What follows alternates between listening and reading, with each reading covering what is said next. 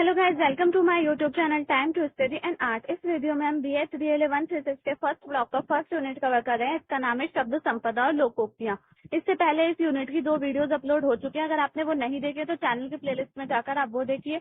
ये वीडियो का third part है, इस यूनिट का थर्ड पार्ट है और इसी वीडियो में ये यूनिट फिनिश हो जाएगा।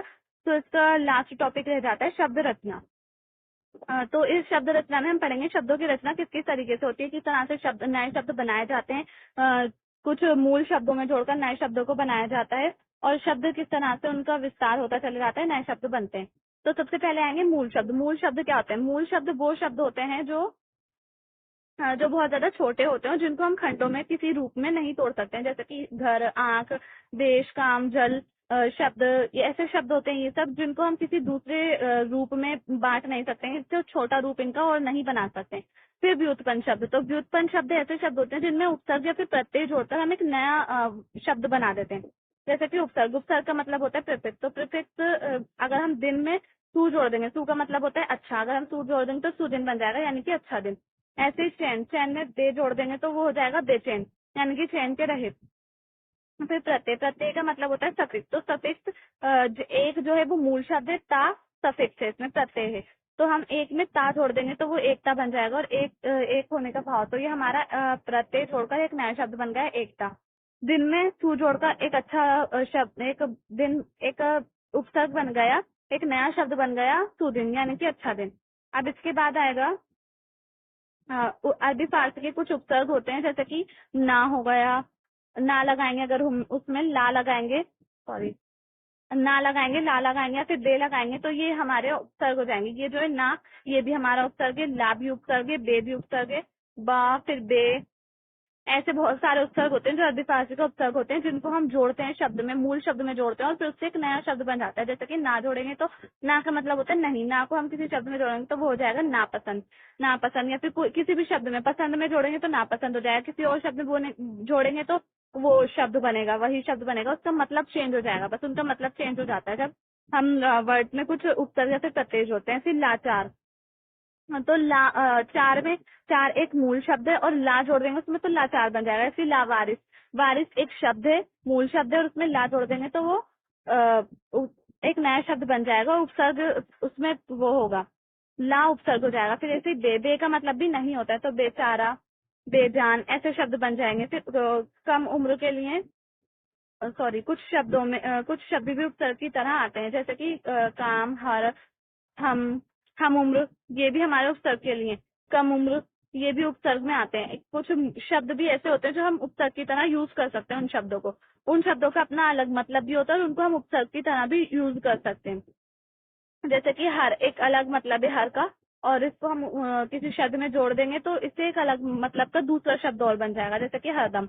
ऐसे ही बद, बद का एक अलग मतलब है, बद का मतलब होता है बुरा, और ऐसे उसको हम किसी दूसरे शब्द में जोड़ देंगे, नाम में जोड़ दे तो वो बदनाम यानी कि बुरा नाम हो गया।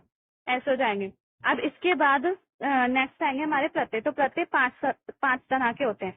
अभी हमने उपसर्ग देखे, उपसर्ग सिर्फ इतने ही थे, थोड़े थे उपसर्ग, और जो प्रत्यय होंगे वो 5 तरह के होंगे। तो इसमें दे रखे उपसर्ग तो पहला दे रखा है इसमें कर्ता सूचक प्रत्यय। कर्ता सूचक मतलब कि जो कोई काम करने वाला व्यक्ति होता है उसके साथ अगर हम उसमें कुछ प्रत्यय लगाएंगे तो उससे एक नया शब्द बन जाएगा। काम करने वाला शब्द काम करने वाले व्यक्ति का बनेगा।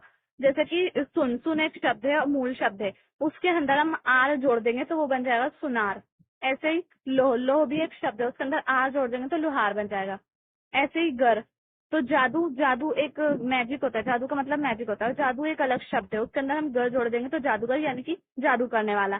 ऐसे ही लकड़, लकड़ी या फिर लकड़ी होगा ये तो, इसको तो मूल शब्द लकड़ी होगा। लकड़ी का ड़ा, ई की मात्रा हटा देंगे उसमें हारा जोड़ देंगे तो लकड़हारा बन जाएगा और ये एक अलग शब्द बन जाएगा।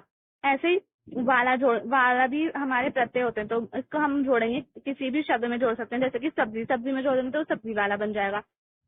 केले में जोड़ देंगे केले वाला बन जाएगा। मछली में जोड़ देंगे मछली वाला बन जाएगा। ऐसे इया, इया यानी कि रसोईया, रसोई में जोड़ देंगे तो रसोईया हो जाएगा। फिर अक, पाठ में जोड़ देंगे तो पाठक हो जाएगा। तो ये सब हो जाते हैं हमारे कर्ता सूचक, जिससे किसी काम करने वाले का काम जाहिर हो।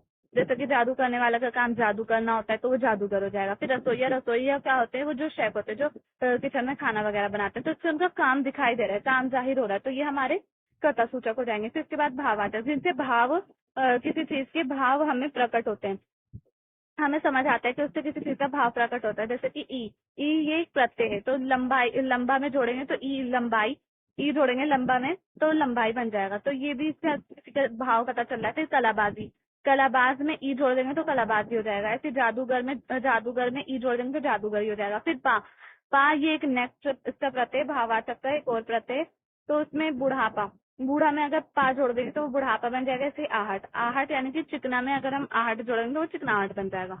तो ये हमारे प्रत्यय हो जाएंगे, भाववाचक प्रत्यय हो जाएंगे, जिनसे किसी चीज के भाव का पता चल रहा है। इसके बाद आएगा विश्लेषण सूचक, जिनसे किसी चीज की विशेषता के बारे में पता चलता है, तो वो विश्लेषण सूचक हो जाएंगे।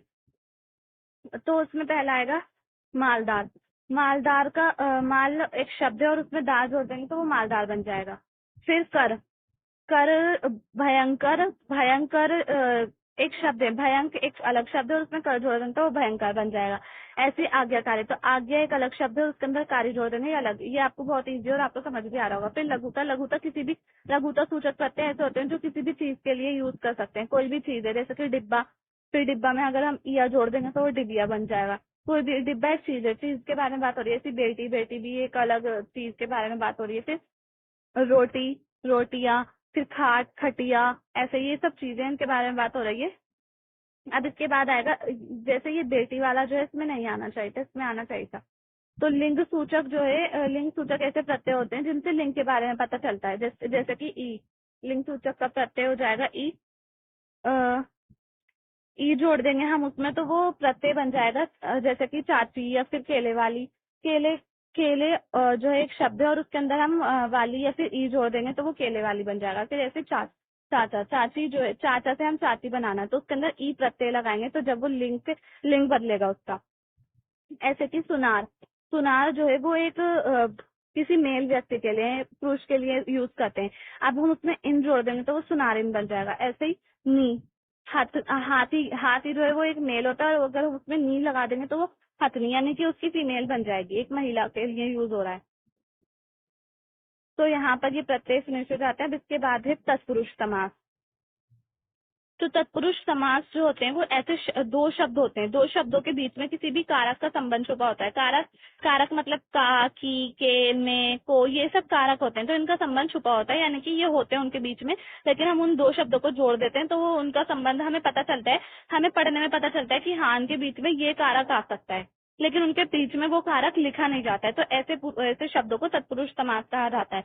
उस कारक संबंध को वाक्यार्थ रूप में भी स्पष्ट किया जा सकता है, यानी कि हम इसको एक वाक्य के रूप में भी लिख सकते हैं, लेकिन जब हम एक शब्द के रूप में देखेंगे तो वो खाली एक ही शब्द बनेगा। जैसे कि समास दे रखा है राजपुत्र और विस्तृत पदबंध दे रखा है राजा का पुत्र। तो राजपुत्र हम नॉर्मली पढ़ेंगे, लेकिन हमें पता होता है कि उसका मतलब क्या है, उसका मतलब है राजा का पुत्र, उसमें का आएगा बीच में। फिर ऐसे गृह प्रवेश, तो गृह प्रवेश भी एक दो शब्दों को मिलकर बना है। प्रवेश अलग शब्द है, गृह अलग शब्द है।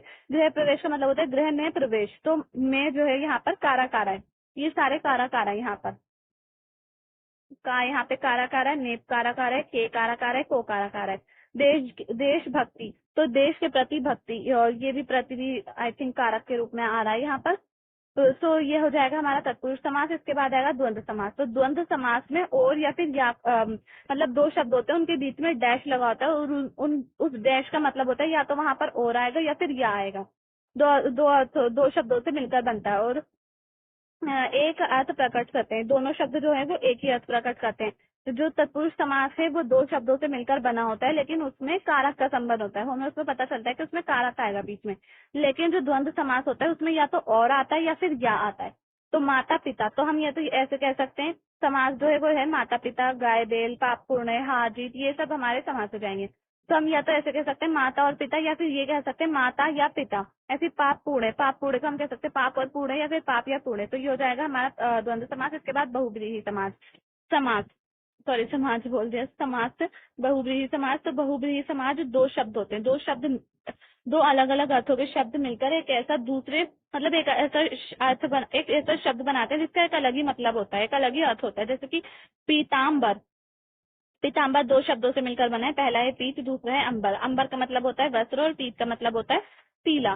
तो इन दोनों को जोड़ देंगे तो इसका मतलब ये एक नया शब्द बन जाएगा पीताम्बर।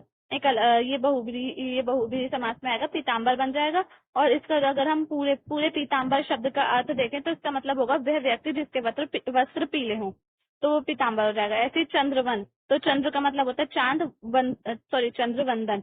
चंद्र का मतलब होता है चांद और वंदन का मतलब होता है चेहरा। अब इन दोनों को जोड़ देंगे तो चंद्रवंदन, यानी कि जिसका मुंह चांद की तरह हो, चांद के जैसा हो, तो वो हो जाएगा हमारा चंद्रवंदन।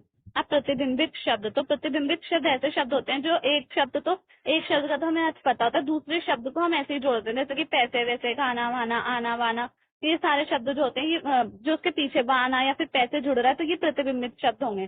प्रतिबिंबित शब्द के अर्थ के संदर्भ में अन्य समान अर्थों को भी समावेश होता है। मतलब प्रतिबिंबित शब्द पहले शब्द के अर्थ के संदर्भ में अन्य समान अर्थों को भी, मतलब उससे हमें पहले शब्द का तो हम पता होता है, दूसरे का अर्थ नहीं पता होता, लेकिन हमें फिर भी समझ आ जाता है उसका मतलब। जो कोई भी अगर वाक्य में किसी भी सेंटेंस में हम यूज कर रहे हैं ऐसे प्रतिबिंबित शब्द, तो हमें उसका मतलब समझ आ जाएगा। जैसे कि वह कोई काम वाम नहीं करता, तो काम वाम मतलब कोई नौकरी या फिर कोई धंधा वगैरह नहीं है उसका। तो ऐसे तुम्हें घर वर मिला कि नहीं, यानी कि तुम्हें कोई खाली रहने की जगह मिली या नहीं। हाँ, सिर्फ पहला शब्द सार्थक होता है, दूसरी ध्वनि प्रत्यय। तो पहला शब्द जो होता है वो सही होता है, उसका अर्थ होता है। जो दूसरी पीछे से हम लगाते हैं वाम, तो उसमें जो है ध्वनि होती है, वो खाली ध्वनि होती है। और उसमें ध्वनि किस चीज की आती है, हमेशा जो मूल शब्द होगा तो उसमें वा जुड़ेगा, हमेशा उसमें वा जोड़ते हैं। जैसे कि मैं आपको एग्जाम्पल से बताती हूँ, यहाँ पर लिख रहा, जैसे कि घर है, घर, ये जो है घर एक शब्द है, घर में से हम घा हटा देंगे। ये जब हमें कोई प्रतिबिंबित शब्द बनाना होगा तो हम उसमें वा लगा देंगे, घर वर, ऐसे शब्द बन जाएगा। ऐसे ही खाना वाना, ऐसे, तो ये हो जाएगा। इसलिए यहाँ पर जैसे पान वान, दिन दिन, ऐसे शब्द बन जाते हैं। वा लगता है हमेशा मूल शब्द की जगह पर, पहले वा लगा देते हैं हम, पहले व्यंजन की जगह पर वा लगाते हैं, मूल शब्द में नहीं लगा देते। मूल शब्द के पहले व्यंजन, ये पहला व्यंजन है, तो इसकी जगह पर हम वा लगा देंगे, तो ये हमारा बन जाएगा प्रतिबिंबित शब्द। अब इसमें जो ऊ होता है, अगर यहाँ पर स्वर ऊ आ जाए, कोई शब्द है जैसे कि उसमें स्वर जो है वो ऊ या फिर छोटा ऊ या फिर बड़ा ऊ आ रहा है, जैसे कि रुचि, फूल, तो इसमें छोटा ऊ और बड़ा ऊ आ रहा है। तो पहले स्वर में छोटा ऊ या फिर बड़ा ऊ आ रहा है, तो हम यहाँ पर वहाँ नहीं लगाएंगे, वहाँ जोड़ेंगे नहीं यहाँ पर। जैसे कि रुचि है, तो रुचि को हम बूची नहीं बोलेंगे, रुचि ऊंची, मतलब ऊ का ही साउंड आएगा उसमें। छोटा ऊ आ रहा है इसमें, रुचि में छोटा ऊ यूज हो रहा है, तो यहाँ पर हम छोटे ऊ से ऊंची बना देंगे। ऐसे फूल, फूल में बड़ा ऊ आ रहा है, तो यहाँ पर हम बड़े ऊ लगा के फूल ऊल बना देंगे। तो ये हो गया कंप्लीट। अब इसके बाद है पुनरुक्ति शब्द। तो पुनरुक्ति शब्द ऐसे शब्द होते हैं जो दो शब्दों से मिलकर बनते हैं और दोनों शब्दों का एक ही अर्थ होता है, मतलब दोनों एक ही शब्द होते हैं और वो दो शब्दों से मिलकर बनते हैं और उनका भी एक अलग अर्थ होता है।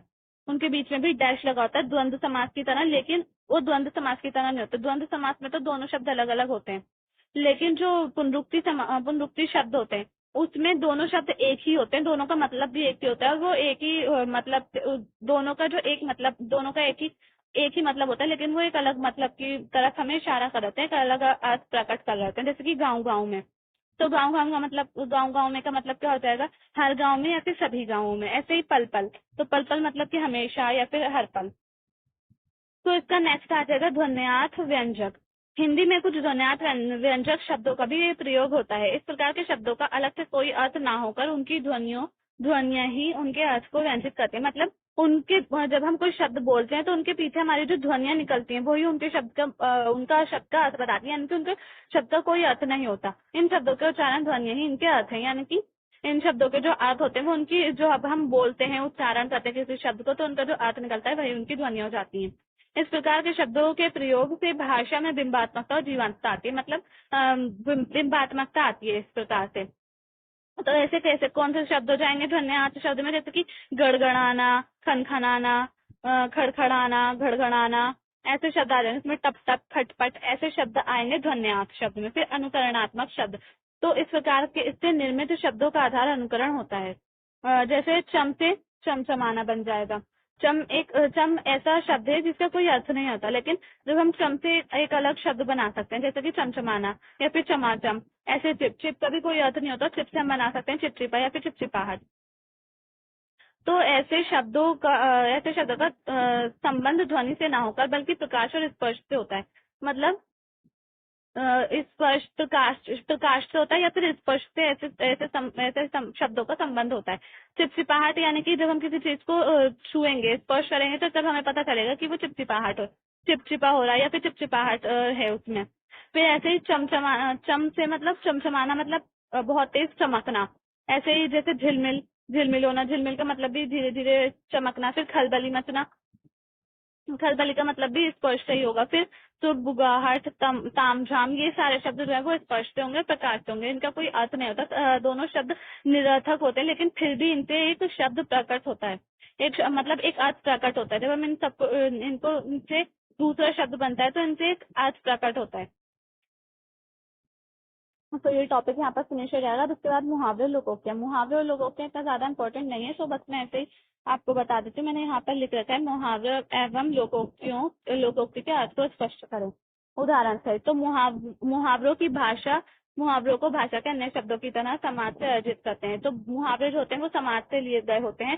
पहले टाइम पे हमारे पुराने पूर्वज जो होते हैं वो बोलते आते हैं, और फिर जो आज के मतलब जो नई जनरेशन होती है वो उनको सीखती जाती है। तो वही मुहावरे होते हैं जो हमें समाज से मिले होते हैं, पहले के टाइम से मिले होते हैं। इनके अर्थ की सूक्ष्मता को भी हमें सीखना पड़ता है। मतलब मुहावरे हम जब भी तो यूज करेंगे मुहावरों का, जब हमें उनका अर्थ पता होगा। तो जब हमें मुहावरों का अर्थ पता होता है, जब भी हम मुहावरों को बोल पाते हैं, इसलिए हमें मुहावरों का अर्थ भी पता होना जरूरी होता है। लोकोक्ति एक ऐसा वाक्य या उक्ति है जिसका तात्पर्य किसी दूसरे प्रसंग पर लागू किया जा सकता है। तो लोकोक्ति का जो अर्थ होता है या फिर उसका जो मतलब है वो किसी दूसरे प्रसंग, किसी घटना पर लागू होता है। लोकोक्ति एक ऐसा अर्थ होता है। लोकोक्ति का अर्थ अधिकतर व्यंजनार्थ होता है। तो ये समझ आ गया होगा आपको। लोकोक्ति में हम किसी भाषा समुदाय के निरीक्षण या सूक्ष्मता और अनुभव की गहराई को देखते हैं। सो यहाँ से मैं पढ़ती हूँ, ये जो मैंने पेंसिल से लिखा है, मुहावरे वे वाक्यांश होते हैं जिनका अभिधात नहीं होता, नहीं बल्कि लक्ष्यार्थ ग्रहण किया जाता है, जबकि लोकोक्ति वे कथन होते हैं जिनका अधिकार व्यंजनार्थ ग्रहण किया जाता है। जैसे कि उदाहरण, मुहावरे और लोकोक्तियाँ। अकल का अंधा होना, अकल की घोड़े दौड़ना। हाथ कंगन को आस्तिक्या, हथियार डाल देना। आकाश पाताल एक करना, ऊंची दुकान फीका मकान, फीका पकवान सॉरी, एक अनार 100 बीमार, सर पर कफन बांधना, कान कतरना, कमर सीधी करना। तो ये हमारे मुहावरे और लोकोक्तियाँ हो जाएंगी। सो ये वीडियो यहीं पर ही फिनिश हो जाती है, और ये यूनिट भी फिनिश हो गया। अगर आपको वीडियो पसंद आए तो प्लीज लाइक करें, शेयर करें, चैनल को सब्सक्राइब करना ना भूलें। थैंक्स।